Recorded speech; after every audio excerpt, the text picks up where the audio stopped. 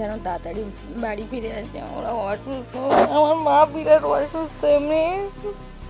শেষ কবে কথা হয়েছিল মার সাথে বাবার সাথে? কালকে কথা হয়েছিল, তারপরে কোনো কথা হয়নি।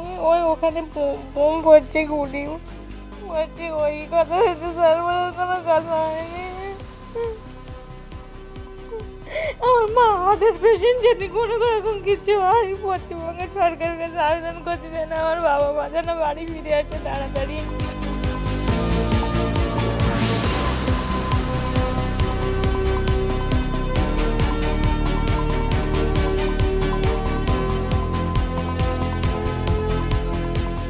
এনারা 5 জন গিয়েছে আজ থেকে 10 20 তারিখ, ওই 18-19 দিন হয়েছে। কবে ফেরার কথা ছিল? গতকাল ফেরার কথা ছিল 18 তারিখ। যোগাযোগ বিচ্ছিন্ন কবে? যোগাযোগ হচ্ছিল 17 তারিখ থেকে, কোনো কথা হচ্ছে না ওদের সাথে। এনারাও বাড়ির থেকে যোগাযোগ করতে পারছে না, ওনারাও চেষ্টা করছে, যোগাযোগ করতে পারছে না। এর মধ্যে ভয়েস কলে একটু কথা হয়েছিল, ওনারা বারবার অনুরোধ করছে ওই দিক থেকে, আমাদের দিক থেকে যোগাযোগ করতে, যাতে সুস্থ হয়ে ফিরে আসতে পারে। আবেদন করেছে। শেষ কি কথা হয়েছিল? কেমন অবস্থায় রয়েছে? কেমন অবস্থায় বলতে, ওরা চারিদিক যেহেতু মিসাইল গুলি বর্ষণ আওয়াজ পাচ্ছে, এমনি আতঙ্কে আছে।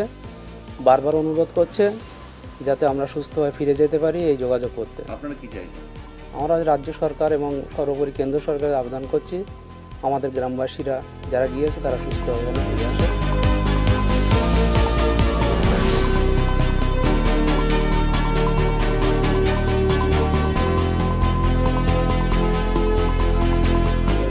মাসের 30 তারিখে আমার বাবা এবং মা এবং আমার পাড়া প্রতিবেশী কয়েকজন 5 জনা মিলে ইরানের উদ্দেশ্যে, মানে আমাদের ইসলামিক ধর্মীয় স্থান জিয়ারতের জন্য গিয়েছিল ওখানে। কিন্তু যাওয়ার পরে ওনাদের ফেরার কথা ছিল গতকাল 18 তারিখ ফেরার কথা ছিল। কিন্তু ওখানে দেখতে পাচ্ছি যে ইসরায়েল ইরানের মধ্যে যে ঝামেলা চলছে, বোম গুলিবর্ষণ চলছে, তাতে আমরা প্রচণ্ড আতঙ্কিত আছি এবং বাড়ির লোকের সাথে কথা হচ্ছে না। আজকের এই 2 দিন ধরে কোনো কথা হচ্ছে না, কোনো কন্ট্যাক্ট করতে পারছি না।